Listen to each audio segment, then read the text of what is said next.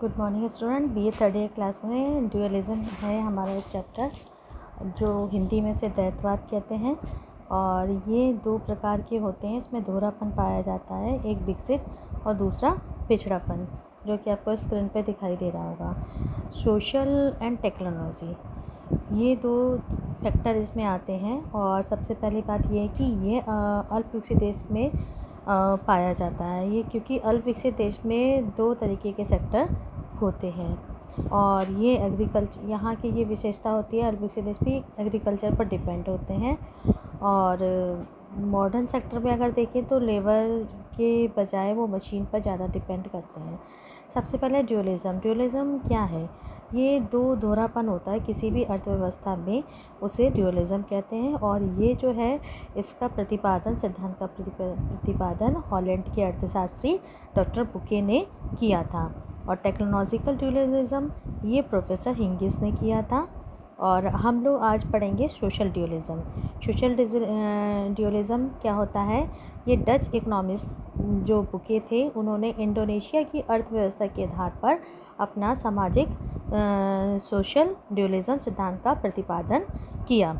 इस समाज में ये देखा गया कि ये तीन भागों में वर्गीकृत होता है। नंबर 1 सोशल स्पिरिट यानी कि सामाजिक आत्मा, दूसरा है ऑर्गेनाइजेशन फॉर्म्स यानी कि संगठन, तीसरा है टाइप ऑफ टेक्निक्स यानी तकनीकी के प्रकार। तो सामाजिक द्वैतवाद अल्प विकसित देशों के विकास की प्रक्रिया में क्या होते हैं? ये बाधक होते हैं, इसीलिए वो अल्प विकसित रह जाते हैं। कारण ये होता है कि वहाँ पे हम जो देखते हैं कि ओल्ड टेक्नोलॉजी का ज़्यादा यूज़ करते हैं, यानी पुरानी तकनीकी का ज़्यादा यूज़ करते हैं, नई तकनीकी पर ज़्यादा अपना भरोसा नहीं करते हैं, और ना ही उसका ज़्यादा उपयोग करने में इंटरेस्ट रखते हैं।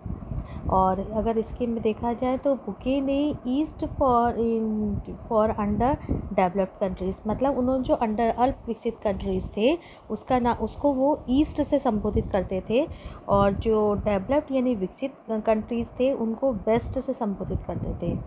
तो यहाँ पर हम लोग देखते हैं कि दो प्रकार के फैक्टर होते हैं। एक होता है प्रेजेंट, जो कि सोशल, दोनों ही सोशल फैक्टर हैं। तो एक होता है देसी और एक होता है विदेशी, यानी एक हमारे यहाँ देश में जो व्याप्त है, प्रेजेंट है, तो उसको हम कह सकते हैं। और दूसरा होता है जो सामाजिक व्यवस्था हम दूसरे कंट्री से अपने देश में लेकर आते हैं। तो एक हो गया देशी और एक हो गया विदेशी। इसको इंपोर्ट और एक्सपोर्ट यानी आयात और निर्यात के रूप में भी देखा जा सकता है। सबसे पहले इसके जो फैक्टर्स होते हैं, फीचर्स क्या होते हैं, इसकी नीड्स, पहले फैक्टर्स देखें तो यहाँ के जो अल्प विकसित देश के जो लोग होते हैं, यहाँ की जो इनकी आवश्यकताएं होती हैं बहुत ही सीमित होती हैं, और इनकी बस जितनी इनकी आवश्यकता होती है उतना ही उत्पादन करते हैं, उतनी ही वस्तुओं का उत्पादन किया जाता है, इसलिए रोज़गार में वृद्धि नहीं होती है। और वहाँ की जो टेक्निक होती है वो भी बहुत ज़्यादा पिछड़ी हुई होती है। तो यहाँ पे जो लोग जो होते हैं, more importance of social need, यहाँ के जो लोग होते हैं वो सामाजिक आवश्यकता पर ज़्यादा महत्व देते हैं बजाय आर्थिक के। तो इसमें ये देखा जाता है कि अगर ऐसा है तो वो उनके पास जो उत्पादन के साधन होते हैं वो सीमित होते हैं, क्योंकि उन्हें ज़्यादा ज़रूरत ही नहीं होती है। तो ज़्यादा ज़रूरत नहीं होगी तो वो किसी भी चीज़ का विकास या किसी की भी चीज़ खोज करने में इंटरेस्ट नहीं रखते हैं। दूसरा देखा गया इम्पोर्टेंस ऑफ सेल्फ सफिशिएंसी, मतलब वो ये देखते हैं कि बस उनकी इच्छाएं पूरी होनी चाहिए, वो अपने आप में संतुष्ट हो जाते हैं। इन्हें मतलब जैसे कि और जो लोग होते हैं कि वो केवल अपने लिए नहीं दूसरों के लिए भी कुछ करके कुछ नया करते हैं, तो वो उस चीज़ का, किसी भी चीज़ का विकास होता है, फिर वो प्रक्रिया आगे बढ़ती है। तो ऐसा नहीं होता है, ये लोग सेल्फ सफिशिएंसी पे ज़्यादा भरोसा रखते हैं।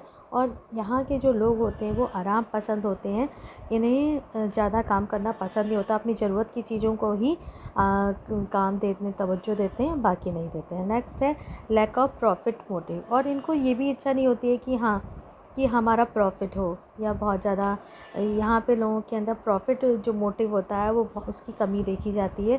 क्योंकि जैसा कि अभी तक जितने भी फैक्टर्स हम लोगों ने पढ़े हैं, इनके जो फीचर्स हैं कि सोशल नीड्स के लिए ये लोग काम करते हैं, केवल अपने आप को संतुष्ट, अपने आप की इच्छाएं पूरी हो गई तो उससे ज़्यादा वो उनको काम करने की ज़रूरत नहीं है।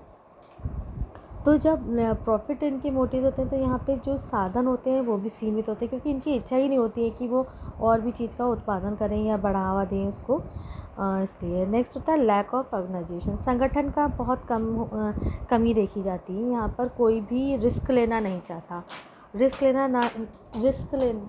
लेना नहीं चाहता है, क्योंकि वहाँ पे पहली बात तो वहाँ पे जो उत्पादन के साधन जो होते हैं वो उसका विकास नहीं होता है।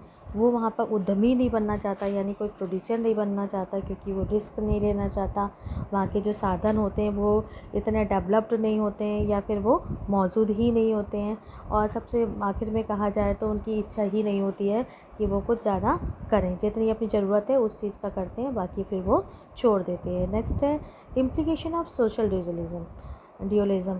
तो क्या होता है कि यहाँ पे जो लोग होते हैं, non applicability of principles of developed economy and under development. तो मतलब कि यहाँ पे विकसित और अविकसित में बहुत ज़्यादा अंतर देखा जाता है कि जो चीज़ ईस्ट और वेस्ट, जैसे ईस्ट का मैंने बताया था आपको अंडर डेवलप्ड के लिए संबोधित किया जाता है और वेस्ट को डेवलप्ड के लिए। इन दोनों के बीच में काफ़ी डिफरेंसेस होते हैं। जो प्रिंसिपल ऑफ इकोनॉमिक्स ईस्ट में जिसके ज़्यादा फलीभूत होते हैं वो वेस्ट में नहीं होते। जो चीज़ वेस्ट में सक्सेसफुल होती है वो ईस्ट में सक्सेसफुल नहीं होती है। नेक्स्ट है कि यहाँ जो ईस्ट यानी अल्प विकसित देश के जो लोग होते हैं वो निराशावादी होते हैं। वो केवल अपना ही मतलब अपना जो सेल्फ सफिशिएंसी के बारे में ज़्यादा सोचते हैं और नहीं करते हैं, तो इनके अंदर निराशावादी जैसी भावना देखी जाती है। और वेस्ट में आशावादी, उनको बहुत ज़्यादा इच्छा होती है कुछ करने की। तो जब इच्छा होती है कुछ करने की तब वो कुछ काम करने के लिए तत्पर रहता है, तो उस चीज़ का फिर वो विकास करने में भी इंटरेस्ट लेता है। नेक्स्ट है ट्रेडिशनल नेचर ऑफ ऑर्गेनाइजेशन, कि जो यहाँ का देखा जाता है कि इसमें यहाँ पे लोग पारंपरिक जो ऑर्गेनाइजेशन होता है, यानी कि परंपरागत तरीके से जो उनका तरीका होता है कोई भी काम करने का, वो वैसे ही रहता है, उसमें बदलाव नहीं लेना चाहते हैं। क्योंकि वहाँ पे जैसे शुरू में बताया था आपको, सोशल इम्पोर्टेंस ज़्यादा देते हैं, क्योंकि उन्हें लगता है कि अगर हम ऐसा करेंगे तो कुछ गलत ना हो जाए, तो वो उस चीज़ में कहीं सुधार करना नहीं चाहते हैं, तो इसलिए ट्रेडिशनल ही बने रहते हैं। और वेस्ट के जो लोग होते हैं वो मॉडरेट होते हैं, वो कुछ ना कुछ नया करने की कोशिश करते रहते हैं। नेक्स्ट देखा था लैक ऑफ टेक्नोलॉजी डेवलपमेंट। यहाँ पे तकनीकी विकास नहीं होता है, क्योंकि ये जो लोग होते हैं जो ईस्ट यानी अंडर डेवलप्ड जो अविकसित कंट्रीज़ के लोग होते हैं, वो उनकी जो परंपरागत जो तरीका होता है उसी को अपनाते हैं, वेस्ट को अपनाने में हिचकते हैं वो लोग। और वेस्ट के जो वो लोग मॉडरेट होते हैं और फिर वो कुछ भी करने के लिए तत्पर रहते हैं।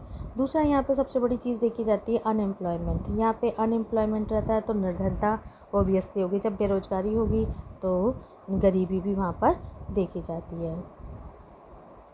यहाँ की अगर नेचर ऑफ लेबर यानी कि जो श्रमिक देखा जाए वो कैसे होते हैं, यहाँ के जो श्रमिक होते हैं वो ट्रेंड नहीं होते, वहाँ पे उनको किसी भी चीज़ की प्रशिक्षण नहीं दिया गया होता है और पीढ़ी दर पीढ़ी वो लोग वही काम करते चले जाते हैं। उसमें कोई भी जो चेंजेस हैं उसकी तरफ वो आकर्षित नहीं होते हैं और अनऑर्गेनाइज्ड रहते हैं। और यहाँ पे मतलब सिचुएशनल वो बेरोज़गारी देखी जाती है कि मौसमी जिसे बेरोज़गारी कहा जाता है वो देखी जाती है। उनको परमानेंट उनको जॉब नहीं रहता है। तो इसके बाद हम लोग आलोचना पे आ जाते हैं। तो जो बुके ने जो भी कुछ कहा उसके बारे में, हिंगिस जो कि वेस्ट की तरफ से थे, इन्होंने टेक्नोलॉजी पर ज़्यादा काम किया हुआ है, तो प्रोफेसर हिंगिस ने इसकी आलोचना करी है। जो उन्होंने कहा था, जैसे कि बुके ने कहा था नीड्स आर नॉट, इन्होंने कहा कि नीड्स आर नॉट लिमिटेड, यानी कि उन लोग ऐसा कुछ नहीं होता कि सबकी जो आवश्यकताएं होती हैं वो सीमित होती हैं। हर किसी की आवश्यकताएं होती हैं जो समय पर वो बढ़ती जाती है। इसलिए ये कहना बिल्कुल गलत है कि उनकी आवश्यकताएं सीमित होती हैं। और अगर कह रहे हैं कि क्योंकि अगर किसी की भी आय बढ़ती है, मान लीजिए किसी की भी आय बढ़ती है, चाहे पढ़ा लिखा हो या अनपढ़ हो, तो वो कहीं ना कहीं उसके अंदर विकास देखा जाता है। तो नेक्स्ट है not particular to eastern economy. ये केवल हम ये नहीं कह सकते कि ये केवल ईस्टर्न इकनॉमी यानी कि पूर्वी जो अर्थव्यवस्था है उसी में ही देखा जाता है, यानी कि अल्पविकसित अर्थव्यवस्था में ही नहीं देखा जाता, ये विकसित अर्थव्यवस्था में भी देखा जाता है कि कुछ लोगों की जो आवश्यकताएं होती हैं वो सीमित हो जाती हैं। नेक्स्ट है unrealistic view of nature of labour. ऐसा नहीं है कि जो श्रमिक के बारे में कहा गया है कि उनका जो स्वभाव होता है वो जैसे जहाँ वहाँ की जो रोज़गार है वो हर समय नहीं मिलता है। ये हर अनएम्प्लॉयमेंट तो हर जगह देखा, जितने भी विकसित कंट्रीज़ हैं, आप अमेरिका है, जापान है, वहाँ पे भी आपको बेरोज़गारी देखी जाती है। तो नेक्स्ट है possibilities of technology development are not limited, यानी कि ये कहना बिल्कुल भी उचित नहीं है कि उनकी जो टेक्नोलॉजिकल तकनीकी जो विकास है उसकी संभावनाएं सीमित होती हैं। ऐसा नहीं है, हर कहीं कोई ना कोई विकास करना चाहता है, 10 में से एक कोई करेगा, लेकिन ऐसा होता है। तो आज का टॉपिक यहीं पे होता है। That's all.